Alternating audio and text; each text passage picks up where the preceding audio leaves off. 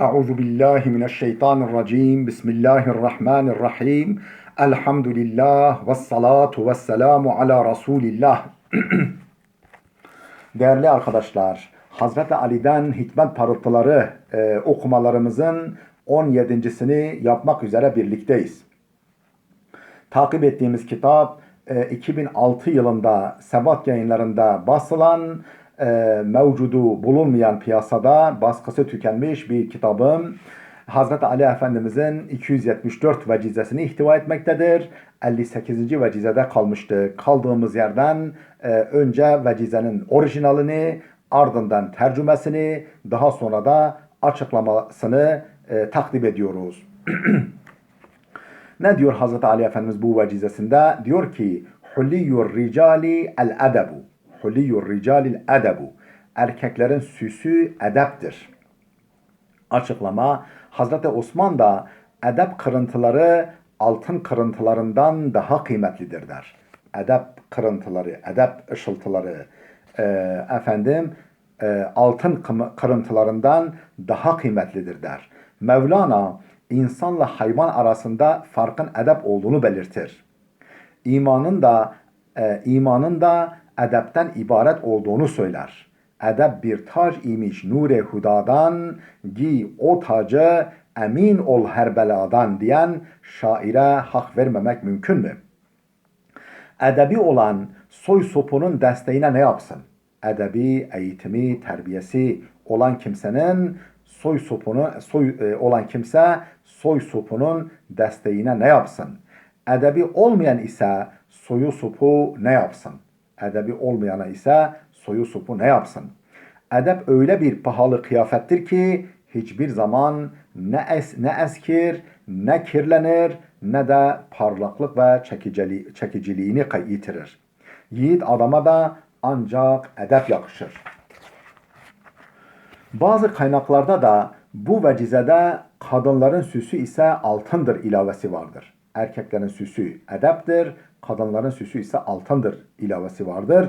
Buna göre kadın altın ile nasıl süslenip cazibesini artırıyorsa, yiğit adamlar da edep, görgü, sanat ve maharetle aynı uyum, ahenk, kemal ve manevi dengeyi kazanmalıdır. 59. vecize. Hayâ'ul mar'i setruh. Hayâ'ul mar'i setruh. Haya kişinin örtüsüdür. Kişinin hayası onun örtüsüdür. Haya kötülüğe karşı utanma, mahcubiyet duyma, utangaçlık ve çekingenlik demektir. Haya her türlü kötülük, edepsizlik ve günahtan kişiyi taşıyan manevi bir zırh ve kalkandır. Haya ağacının en güzel meyvesi kötülükleri terk ettirmesidir. Gerçek haya günah ve kötülükler karşısında Allah'tan utanmaktır. Gerçek haya kötülük ve günahlar karşısında Allah'tan utanmaktır. İnsanların kınamasından çekinmek de hayanın gereğidir. 60. vecize. Khabet safkatu men ba'ad dine bid-dünya. Khabet safkatu men ba'ad dine bid-dünya. Dini dünyaya satan kimse bu alışverişinde aldanmıştır, zarar etmiştir. Dini dünyaya satan kimse bu alışverişinde aldanmıştır. Açıklama: din kendi irademizle ebedi saadete ulaştıracak ilahi sistemin adıdır. Din nedir? Kendi irademizle ebedi saadete ulaştıracak ilahi sistemin adıdır. Hayat yolumuzun trafik işaretleri dinin kuralları olmalıdır. Dünya için din rüşvet verilmez. Dünyalık kazanmak için din feda edilmez. Dünyalık kazanmak için din feda edilmez.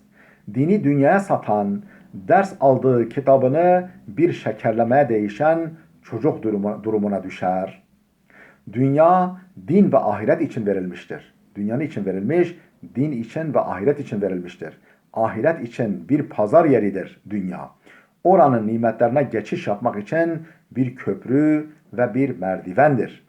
Dünya fani, ahiret ise ebedidir. Hiç gelip geçici olan, sonsuz ve daimi olana tercih edilir mi? Hiç gelip geçici olan dünya sonsuz ve daimi olana yani ahirete tercih edilir mi? Bir güneşi verip şimşeğin ışığı alınır mı? Derya damlaya feda edilir mi? Geçmeye yarayan köprünün imar, bezeme ve yaldızlanmasıyla uğraşılıp asıl menzil unutulur mu?